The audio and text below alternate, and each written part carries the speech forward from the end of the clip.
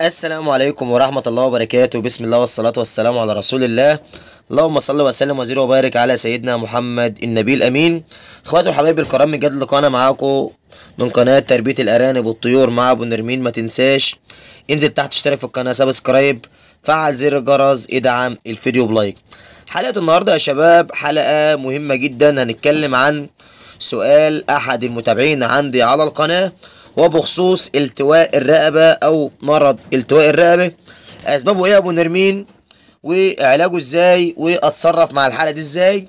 فمن فضلك جاوبني يا أبو نرمين ورد عليا. قلت له حاضر يا حبيبي، إن شاء الله يا جماعة. السؤال هيبان معاكم في فيديو حالا دلوقتي على اليمين أهوت أو على الشمال بتاع الفيديو، وهنبدأ نرد النهاردة يا جماعة على سؤال المتابع اللي سألنا على القناة، بحيث برضو إن إحنا لما نرد في فيديو أحسن ما نرد في تعليق، عشان الفيديو يا جماعة الناس كلها بتشوفه وتقدر تستفيد من الفيديو من الإجابة مباشرة عن طريق الفيديو، لأن في ناس كتير يا جماعة ما بتقراش التعليقات وما بتشوفش تعليقات.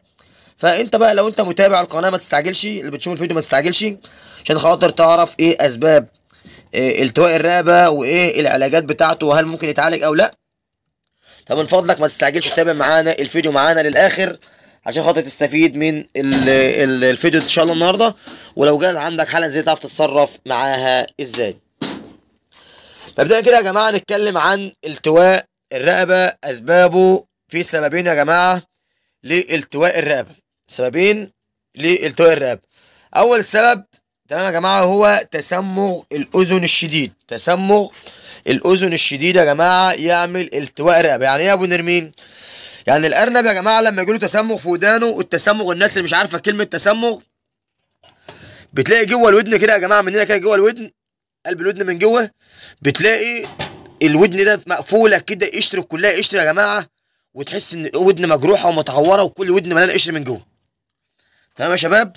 ده التسمغ. والتسمغ ده بينتج عن طريق ايه؟ التسمغ ينتج عن طريق جرب، حاله جرب شديده عند الارنب في رجليه. يبدا الارنب يا جماعه يهرش جوه ودنه برجله، من في اكلان في رجله. يبدا الارنب يا جماعه يهرش في ودنه بايده القدامانيه، برجليه القدامانيه يا جماعه، فيبدا الجرب يتنقل عن طريق الهرش في الاذن، ويبدا يبقى في حاله جرب، والجرب ده يبقى جرب شديد يقلب بيه تسمغ في الاذن والتهاب في الاذن.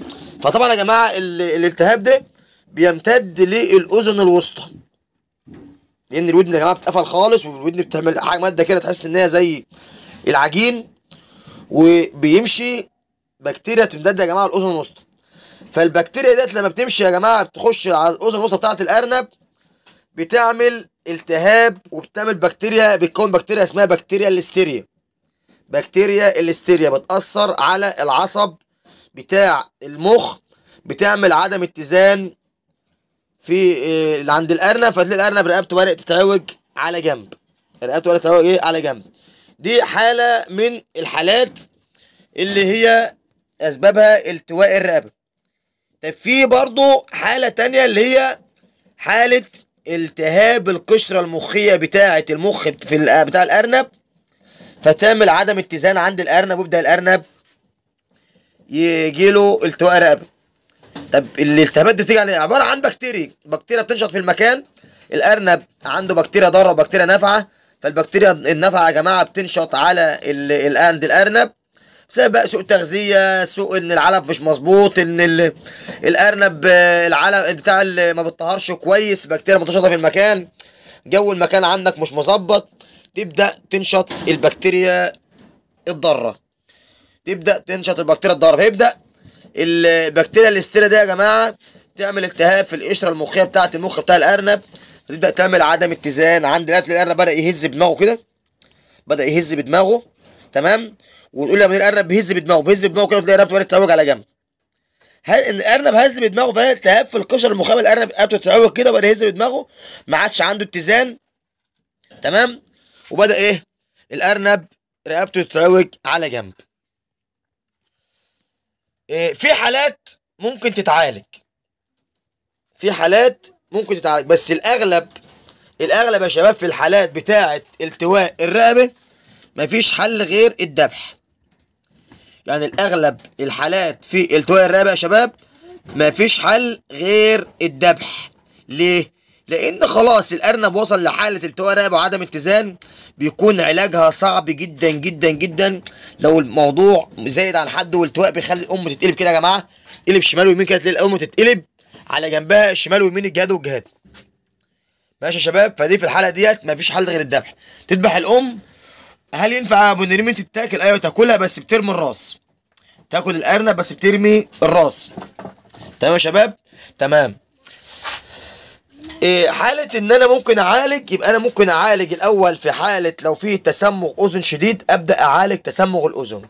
طب ما هو يا ابو نرمين علاج تسمغ الاذن؟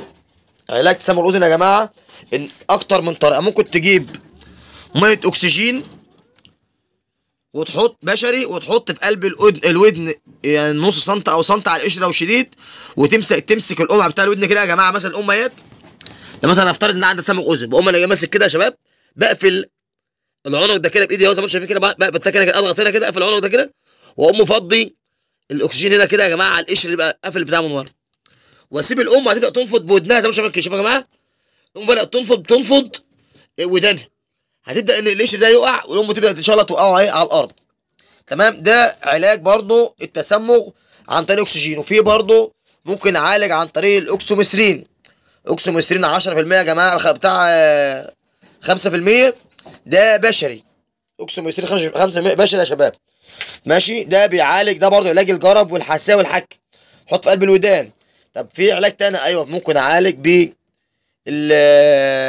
الايفوماج على الزيت. شويه ايفوماج على زيت، وابدا ان انا احط في قلب الودن ده واضغط عليه، يبدا ان شاء الله التسمغ ده يروح. واحد يقول لي يا ابو نرمين انا ممكن اعالج بالسبراي البخاخه بتاعه البيراسول، وناس تقول لي جاب نتيجه كويسه. يا جماعه هو ممكن هو هيسيح القشر والتسمغ هيسيحه، بس البيراسول ماده سامه. يعني الارنب ده لو كترت ده شغل، الارنب قام عوج ودنه وقام لاحس بتاع البيراسول، ممكن الارنب ده يتسمم ويموت. يبقى انت كده خسرت الارنب، ما عالجتوش، انت كده ضريت الارنب. طب لو الارنب بقى جرح ودنه، اتجرحت وفيها اصابه وفيها جرح وفي دم مكان القشر ده، والبيراسول ماده سامه، لو وصل لمكان الدم ده هيسمم جسم الارنب، يبقى انت كده بتضر الارنب مش بتفيده. يبقى كده العلاج اللي يعالج تسمغ الاذن هو الديسانون ماشي، اوفوماج ماشي، اوكتوميسرين ماشي، زيت على اوفوماج ماشي، سيباسيل ماشي، اي حاجه يا جماعه من الحاجات اللي هي بنستخدمها احنا في الحقن، بنستخدمها في التطهيرات، في الحقن والتطهيرات. تمام. هيبدا ان شاء الله يوقع لك الى بتاع دي، بس مع استخدام الايفوماج. لان يا جماعه انت عندك الايفوماج مطهر للفطريات اللي هو الطفيلات الداخليه والخارجيه، اللي هو الجرب الداخلي والخارجي. تمام. الطفيلات الداخليه والخارجيه، فانت لما تحطه على المكان اللي فيهم مصاب بالجرب من بره بيبدا يعالجه، بيبدا ان هو يعالجه، يبدا ان هو يموت الحشره، يبدا يعالج ايه التسمغ ده يا شباب. تمام. عالجت التسمغ. تمام. والام لسه عندها التواء في الرقبه، ابدا ادي للام ايه؟ مضاد حيوي، جيراميسين بشري، جيراميسين بشري على 1 سم ديكساميثازول بشري لمده 3 ايام. جيراميسين 1 سم جيراميسين بشري 250 على 1 سم ديكساميثازول بشري. ده بيعالج يا جماعه الالتهاب والحساسيه،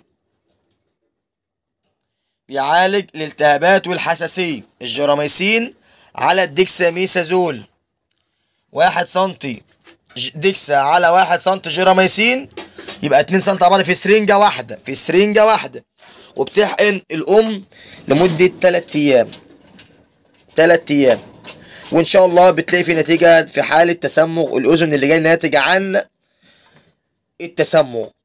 طب لو المشكله ما اتعالجتش، يبقى ما تنحيش في نفسك وتتعب في نفسك، لان حاله علاج التسمغ التواء الرئوي بيكون العلاج صعب جدا.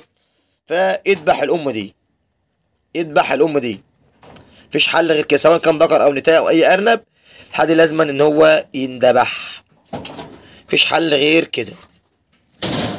يبقى احنا كده قلنا لكم يا جماعه الاسباب اللي بتجيب تسمغ الاذن، بتجيب التواء الرقبه. طب برضه في برضه يا جماعه من ضمن الحاجات اللي ممكن تسبب لك التواء رقبه عند الارنب، ان حضرتك لقيت الام ودنها او الذكر ودنه في شمع كده بسيط، شمع بسيط، تمام؟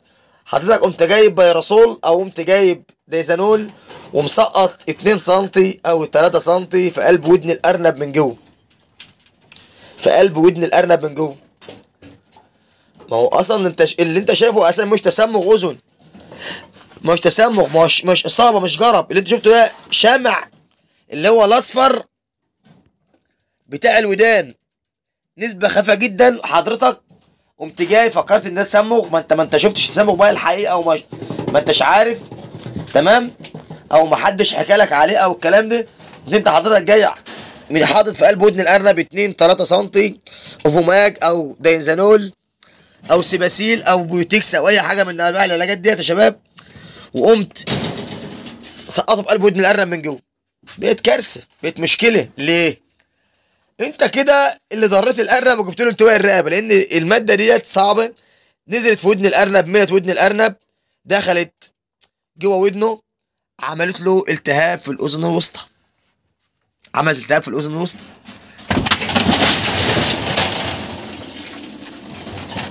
قام الارنب، شوفوا يا جماعه الجردل بتاع الميه وقع، يلا حصل خير، حصل خير، ماشي يا شباب. قام الارنب قام جاي له تسمغ، جاي له التهاب في التواء رقبه. ما لحقتش انت بقى ايه، بدل ما كنت بتفيد الارنب ضريته. اتكلمنا يا جماعه عن العلاجات، واتكلمنا عن الاسباب، وطبعا دي كانت حلقه النهارده وردا على سؤال المتابع. اشكركم لحسن المتابعه. السلام عليكم ورحمه الله وبركاته.